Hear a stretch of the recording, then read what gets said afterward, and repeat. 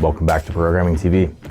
Today's athletes, we have an individual design coach, a gym owner, a affiliate owner who is wearing a bunch of different hats, and they want to stay as involved in their community and continue to learn because they are a competitor. However, I also believe that they are very honest with themselves about what they can accomplish, where their priorities lie, and like what the goal is of training. And I think that those things are not super common, right? Like a lot of people want it all. And I think being honest about what you actually want out of your training is very important. And this man, I think, understands that better than most. He is somebody who, again, as a business owner, you're gonna be juggling a bunch of different hats. You've got a bunch of stuff on your plate. As a coach, you've got people demanding your time constantly. So understanding that, like, okay, I'm gonna take time to block off to make sure that like I'm taking care of myself and filling my own cup in training. And also like when I go to compete, I'm doing it to the best of my ability and like just like, you know, being prideful in that in like a positive way. Yeah, showing that like you actually care about it. So he's somebody who has a pretty extensive athletic background. So he not only understands the sport requirements really well, but he also has like a pretty extensive like movement history and like an understanding of like how his body operates and like what things work well for him and you know what his honest like limitations are and things like that. So again, it's been a kind of a fun project for me where he's at currently in like his competitive, I don't want to say trajectory, like just like his calendar, right? Like his time of year. He got done competing a couple months ago. At this point, we ran a nice long reconstitution phase, kind of reestablishing a base on a lot of the things that get neglected during comp prep. And we're also sort of like looking towards the season now, right? Like Open's coming up, you know, several weeks away at this point. You know, he'll do quarterfinals. It's something where I don't think he has a ton of expectations on himself, but at the same time, like if you're someone who's putting your name on a leaderboard, you want to perform well, and we want to make sure he's prepared for that. So it's like a combination of like not losing sight of the things that like he wants to be good at as just like a human being and an athlete, combined with like what are his sport needs, combined with like where is he at in the season, but like, okay, at a certain point, like you've got to be ready to do what you need to do.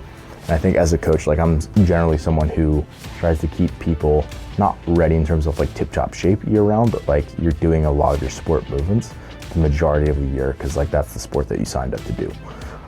And like provided that you're healthy and tolerant of it, that's like generally actually a good thing. So let's dive into a skeleton here. Monday and Friday are his double days. So on just as it sounds like, he's doing 2 sessions on each one of those days.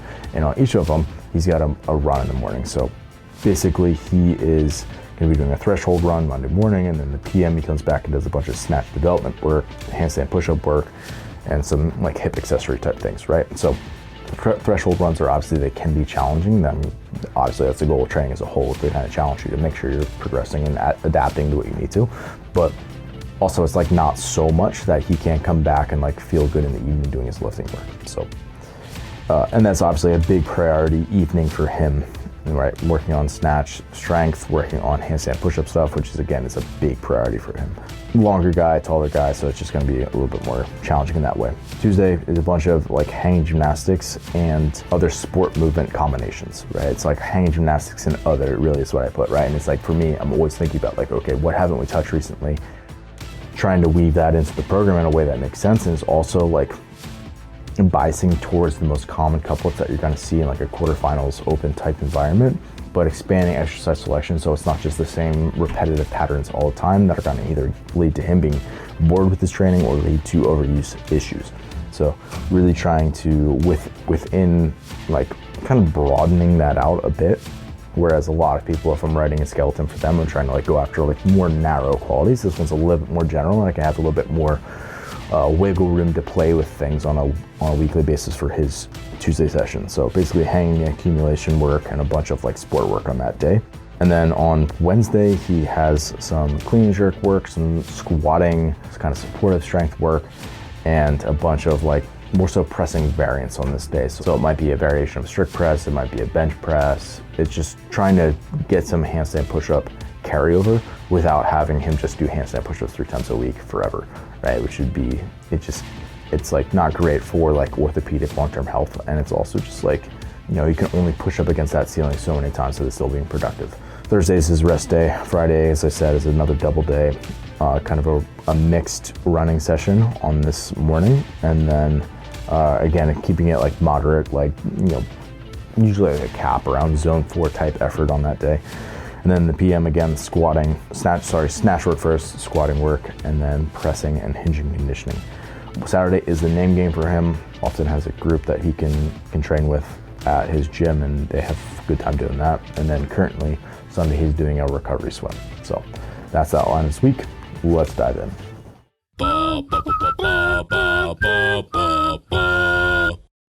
Monday AM again is one of his double days. Starting off the morning, actually both of his double days, he starts off with a run in the morning. For him, he feels a lot better when he lifts in the PM. So most of the time he's training not early morning. So like I write it as essentially a PM session. I'm not sure exactly when in his day he always gets to it, but typically he's somebody who's not like an early morning exerciser. So giving him something that is a little bit more cardiovascular based in the morning is usually a good option for him. So that's why we put the runs in the morning and keep the priority strength work to the afternoons for the most part. So in the morning, he's got a threshold run to start off the week. He's got his warm-up is 3-minute walk, 3-minute dynamic run prep, which is, again, open-end for the athlete and what they want to do, 3-minute jog, and then 3 strides, a 30-second run, and a 30-second walk, slightly faster than workout pace is what I want him holding there. So his main piece is a threshold run for the day. Basically, we ran a progression, and now I'm kind of auto-regulating that a bit more, a little bit more based on his feedback and what he's giving me as to like where I'm building this out. But today we got 6 sets, walking 2 minutes between his rest, 1K run at a specific heart rate cap. And basically this is again based on his prior feedback. So like the week before, I think he got up to like 170. No, I think he only capped out in the 160s. So pushing him up a little bit higher, but starting him a little bit lower for his heart rates. And again, this is all biologically based. So it's essentially I'm looking for him to have a certain heart rate cap on each set. Set 1, 156, and then it just climbs 3 beats per minute per set. So 156, 159, 162, 165, 168, and 171. So just allowing him to have a little bit more runway on heart rate each time, because likely, I mean, it's hot where he's at right now, but also it's like, just as you get deeper into sets, as you know, we got cardiac drift, right? It's going to continue to go up, but then also he's not like fully recovering, right? And that's part of it too, as to why it's going to continue to go up. So I actually wrote a note here. I said, don't obsess over getting your heart rate just right. Just glance here and there at your watch and make sure you slowly are ramping your effort. So that's like more of the more important thing here. And then it's just a cool down, walk, mobility, box breathing. His PM, he comes back, gets into some shoulder and core prep, 5 rounds, 250 meter ski, easy pace, 2 Turkish get-ups per side, and building in the weight of that each set. So 16 kilos, 24, 24, 32, 32 by round. And then this is his big like snatch development work right here. Every 90 seconds for 6 sets. This is essentially specific prep work. He's got a 3-position power snatch. So that'd be from the floor, the hang, and the hip. In this case, usually it's the other way around, so I kind of reversed it here from previous weeks. And then 1 pausing overhead squat, building 40 kilos to 70 kilos, again, ish, by feel. So he gets to choose how he builds across those 6 sets, right? Obviously, if he's feeling a little bit, cranky, he could say longer at the 40-ish range and slowly build up. If he's feeling good, he can get up to 70 a little bit quicker. B, snatch balance from the rack, 3 sets of 3. 70, 75, 80 kilos, plus or minus 5 kilos each set. So again, that's more like priming work. All of that was just kind of prep work to get up to the main thing, which is the snatch complex waves. And this is actually not a complex anymore because it got pulled to singles at this point in its progression. So oftentimes when I write these, we're looking at like beginning of cycle, because that's when I get really excited about programming and I want to show that to you guys essentially on this programming TV format. This one is the opposite, right? It's kind of the tail end of where he's at in the cycle. So oftentimes things end up a little bit wonky relative to where you thought they might be. You think you have a certain idea of where you want to take a progression, and then based on someone's feedback, you go somewhere else. This is actually kind of where I wanted to end with this though. 1 squat snatch, rest 30 seconds, 1 more, rest 60 seconds, 1 more, and then a full rest between each of the waves. He's doing that 3 total times. And then basically the RPE is climbing by rep. It's also climbing by set. So wave 1 RPEs would essentially be like 6, 7, 8. Wave 2 RPEs would be 7, 8, 8.5. Wave 3 RPEs, again, rating perceived exertion out of 10, would be 8, 8.5, 9. So basically he's building up to a strong or heavy final rep there. And then finally, he's going to go every 20 seconds for 10 sets, one snatch high pull, and he's going to use his ending load for the squat snatch, which again, say it's 95% of his max or something along those lines, maybe 90% of his max. So it's not going to be extremely heavy. It's going to be more of like, that heavy Isabel type feel for an athlete. And that's kind of what I was going at, right? And he's a good puller, so that's not going to be an issue. And then handstand push-up development for him after that to kind of end out his day. And that was every 2 minutes for 12 total sets.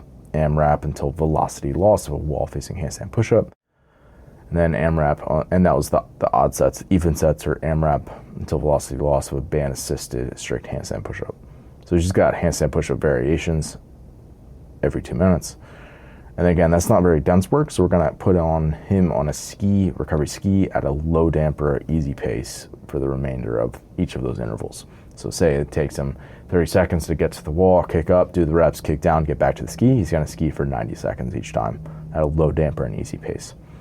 And then finally, finish it out as many rounds as possible in 5 minutes, 10 Lou raises with 10 kilos per hand, which is like a delt raise all the way overhead, and then a 2x10 meter sandbag bear hug carry at 150 pounds. Day 1, let's keep this rolling. Tuesday, again, this is a single session day. This is kind of an accumulation day of a lot of gymnastics work as a whole. I have a few notes for him, and again, this one is a little bit more open-ended, a little bit more changing. I actually changed the format a bit from last time. We did a lot of breath work to warm up, but we're doing a lot of core work and pulling strength to start off, and I was like, this seems like a bit of a mismatch, so we're going to redirect here a bit. So I rewrote the warm up. And then again, kind of my notes for this day is that like I'm trying for him, he's a longer guy, a taller guy, so always range of motion standardized movements. Think thruster, chest to bar burpee, right? It's always going to be a more challenging combo than things that are height standardized or distance standardized, like wall ball, rope climb, lunge length. So trying to bias more of my exercise selection towards the range of motion standardized movements. However, realizing that you also have to play the sport the way that it's played, and as you approach the season, you're going to get more of the sport. So kind of blending those two things at this point in his season. Into the warm-up. 3 rounds, 1 minute echo at smooth pace, 30-second forward full pulses, 30-second tuck hold. And that's just prep for his L-sits that are coming up every 2 minutes for 5 sets. As many seconds as possible as a L-sit hold, and then echo at a remaining pace in the remaining time. Again, we've been kind of running an L-sit progression. That was something he actually kind of added on his own. I was like, I think this is a good idea for us to add some of this in. Then we go into pulling strength, and this also kind of serves as prep work for his hanging accumulation work. That's also just like sport work as a whole at this point. Again, quick note, I said keep it moving through all these sets, but quality focus, grab one video at the final set of each. So basically, he's moving through, again, not rushing, but make sure he's just not wasting more time and dragging out this session longer than it already is. And part of the reason I put that in there is because this session is a longer session. A, supinated strict pull-up, strict chest to bar, 3 sets of 3, with a 3-second lower. B, burpee bar pullovers, 3 sets of 3. C, bar pullovers, 3 sets of 3. So now those are like strung together. D, weighted supinated strict pull-ups, 3x3. Now this is like more so strength work, RPE 6, 8, and 9. So basically building to a challenging 2 sets to finish that out. And then this is like his main piece here, and this is one of the things. This has changed quite a bit. It originally was like more like sports set type work, where he was coming back to certain things. Now it's more like, I don't want to see rounds for time. It was more like sets of work where it's repeated, and then he moves on and does sets of work again, and it's repeated. And now it's like he has some chipper exposure here today, just because again, he's like, for the sake of variety, but then also like he's built to the point where he's very tolerant of the density of these movements at this point. I would consider this like an A linear progression. Let me just read it to you. 4 time, 50 cal echo, 40 toe to bar, 30 burpee oxygen over, 20 bar muscle up. So a lot of hanging gymnastics, but we also got some other stuff thrown in there. Directly into 1 minute passive rest, 5 minutes on an echo at an easy pace, 2 minutes additional passive rest. So 8 minutes total of essentially recovery time, allowing him to get pretty darn recovered for this next part, because again, 4 time, 60 cal echo, 50 GHD, 40 box jump overs to a 24-inch box, 15 ring muscle up. The 30 would have been a lot prettier for the numbers, but I don't want him doing 50 muscle ups and 40 toe to bar in a session. That just is kind of irresponsible, so we didn't do that. 1 minute passive rest, 5 minute easy echo, 2 minute passive rest. Into every 3 minutes for 3 sets at max effort, 5 burpee box jump overs at the 30 inches, and max cals on the echo until the 35-second mark. So say it takes him 4 seconds a rep to do those burpee box jump overs. You're looking at 20 seconds. He's climbing onto the bike, started up by 23 seconds. Again, 18 seconds of the bike, plenty of time to desaturate yourself enough where you're hurting pretty good by the time that next 3 minutes rolls around. So want it to be max effort, want him to feel pretty gross after doing this. I don't do that thing often, this kind of thing often, but it's important that you do it once in a while to make sure you can do it when it's necessary. 1 minute passive rest, 5 minute easy echo, mobility box breathing. Wednesday. Again, this is more kind of like priority strength work for the day. Front rack prep. One of the things that we've been working on him, and we've had this very consistently, is that he had a very challenging time getting into good front rack positioning for especially things like thrusters where we want to keep a full hand on the bar. Almost impossible to do. And we've definitely seen some progress on it, but we need to keep on it. And likely this is going to be present for almost the extent of his competitive career. So elbow flossing per side. Basically you're taking like a voodoo floss band, putting it around his elbow, and then kind of compressing it. Again, it's a little bit open-ended. He's a very experienced athlete. He knows what to do with that. 3 rounds, 20 seconds of PVC external rotation stretch, 20-second banded elevated cat, 8 weighted PVC behind the back raise, working on shoulder extension there, and then 20-second wrist pronation stretch. So one of the things we identified with him is that when he's in the front rack position, basically he can't fully pronate, and like that he wants to start like losing pinky and ring finger off the bar because he doesn't want to. He's being forced to lose it off the bar oftentimes. So again, want to keep a full hand on, working on that pronation. Yeah, just working on that to continue to rotate around. 2 minutes more of elbow flossing, and then 3 rounds of 10 meters per side of a mixed overhead and front rack kettlebell carry, moderate to heavy, and a 15-second front rack hold with straps. So basically, again, kind of gluing that hand to the bar with the weightlifting straps and using 60 kilos, which is enough weight to kind of actually get in that position, but hopefully not so much where he's fighting really hard against the load or like, creating a lot of irritation to like the elbows, which can easily happen when you do this sort of thing. So hopefully it's more so like stimulative in terms of like driving some change without it being like super irritating to, elbow or even wrist or like forearm. I haven't given that one specifically to him in a while, so we'll see how he tolerates it. Hasn't had any issues so far. So, and then finally, front rack yoke carries, starting empty and building to a heavy final set, 5 sets of 10 meters, and a tall jerk 5x3. And again, all of that is prep. I know it's going to take a while, but like that's what you do as competitors. You take the time to do that kind of stuff. Into his clean jerk / front squat, strength development work, push press plus a split jerk, 4 sets of 1 complex. Again, it was 4 sets of 2 complexes last week. Starting at 70 kilos, building RP7. The focus here is to use the leg drive and match that leg drive from the push press and try to recreate it in the split jerk. 2 touch and go power cleans into 1 split jerk, 5 to 6 sets, starting at 80 and building to RPE 8.5. Then he's going into an EMOM, and the EMOM is essentially just like prep work, but it's also like serving as like a bit of like neuromuscular and just also just like getting up to a strong rep, because I still wanted to touch heavy squats on a regular basis. So this is kind of serving that purpose as well as additional prep for the next part. EMOM, 1 pulsing front squat, building to a strong single. And again, there's really no further direction that he needs for that, right? That's just like kind of checking off that box and moving on. Main piece is sort of like this strength endurance thing that I recently added in last week, which was a bit crushing last week. I think he's going to tolerate it much better this week because I backed off the front squat percentages a bit, and also it's the second exposure, so it usually goes a lot better. 6 front squats at 70 to 72% of front squat, 6 touch and go squat cleans at 50 to 55% of clean, and 6 single arm dumbbell overhead walking lunges with a 70-pounder. Then C is pressing variance, just working on wall walk positioning for 5 minutes, and then 12 an AMRAP at moderately tough pace, 10 kipping handstand push-ups with a 5 centimeter deficit, which is obviously not a lot. 20 drag double unders, 5 wall walks, and a 20 cow ski. So a lot of interference. And that's why we're keeping the deficit really mild, just slightly more than handstand head level. And then a cool down. Real quick, where are we at in the week here? Oh yeah, last time I mentioned how, again, we're sponsored by Coach RX, and I mentioned about how I use these shortcuts all the time, these keyboard shortcuts, where I can go, and now I can, if I can hit select on this one, and if I go back to day view, it's gonna zoom back in.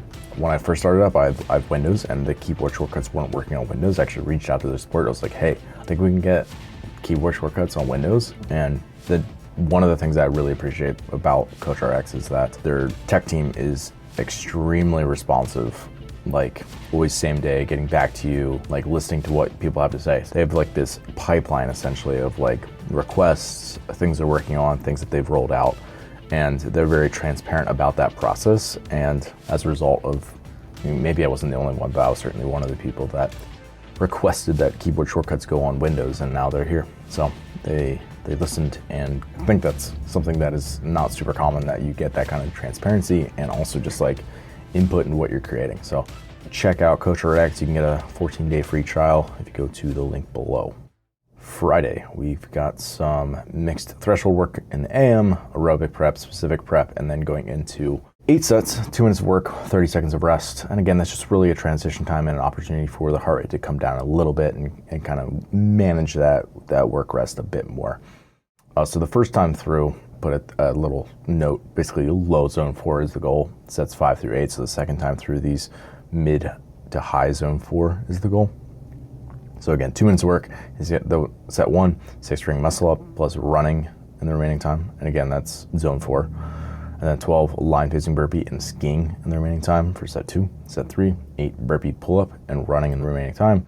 And then finally the fourth one, strict handstand push up, kipping hands, or 5 strict handstand push up, 5 kipping handstand push up, and again skiing in the remaining time. So run, ski, pulling gymnastics, pressing gymnastics, pulling gymnastics, pressing gymnastics, right? So obviously like interference, but also like very manageable bouts of work for an athlete at this level, where it's going to be more threshold based.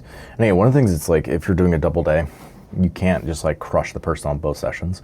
And this is very much like a moderate day on the morning, or moderate session in the morning, and then a cool down work. In the PM, he actually comes back. Normally we were doing a bunch of snatch work and some squat supportive work and a bunch of conditioning on this day. Not a bunch, but some like hinge focus conditioning. We've got hinging tomorrow in the name game workout, so pulled that out here. And it was also just like we built up to essentially like an RPE 9 for a single and on Monday, and previously we've been just kind of slowly intensifying across the weeks of snatches.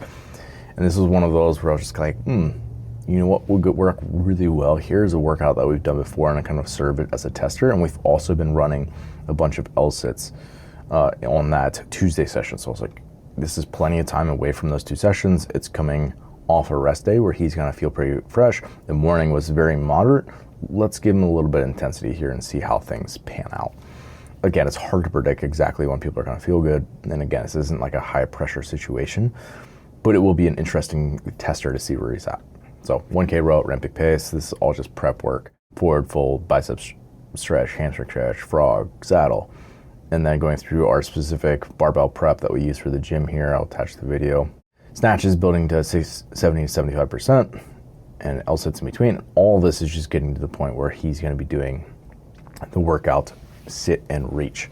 This is an EMOM until failure of a 10-second L-sit hold with, I think, like if you're using like 13.5-inch parallettes, I think we said like getting the feet up to like 3 inches below the level of the hands or something like that. I forget exactly what the video says, but a tough L-sit standard. And then that was really it for that session. So basically, some L-sits and building to a max snatch on like a high pressure situation clock. And then finally the next day we've got the name game workout, which again, obviously it's like a Metcon tester, right? Which is like what the actual name game workout is. But then there's also like a session that's typically built out for athletes. 3 rounds, 250-meter row, 50 single unders, 1 wall walk and overhead opener, 3 rounds, 12 scap handstand push-up, bird dogs, RDLs, dead bugs, front rack prep. Okay, let's go into our strength. Every 3 minutes for 3 sets. We got shuttle runs and power clean and jerks, building each set, 70, 75, 80%. Back squats, 5x3. Looking for working sets, dead stop deadlift, 5x3. Again, same thing, working sets. Got some of their notes around that and a bit of prep built into that as well. A rehearsal round, and then the actual name game workout, which is iron crosses, 12-minute AMRAP. An ascending amount of strict handstand push-ups and deadlifts at 275 for men, 3, 6, 9, 12, etc., and then 30 crossover single unders after each round. Some strength accessory work of single arm pushing and pulling work, as well as some skill variance as extra credit if he gets there. So there you have it. That was fairly long. It was a big, robust week of training. There's a lot of text in there, but again, I think if you zoom out big picture, like what are we working on? It's like we got the athletes' priorities that is important that they continue to touch on, the things that are like enjoyable to them intrinsically as the person that they are as a coach and an athlete, and like wanting to, again, like further their knowledge in certain things, and yeah, just like be involved in like that whole process, and then meshing that with like where they're at in their current season. And that's just like a process that is, by the time you get, 50 weeks into training someone or whatever, right? It's like you start to see how, you've got like these things that we got to work on every week. We've got these things, and it starts to balloon out. And then over time, there's certain things that you just got to trim out and cut the fat off here and there. And Friday's session was a perfect example of that. Like, it was a big, robust session. We intensified things. We've changed some things up. I was like, you know what? We're just going to cut all of that out and add in this short tester, right? And that's just a way to control volume and intensity. Make sure we're listing a good intensity while not like allowing fatigue to get incredibly high.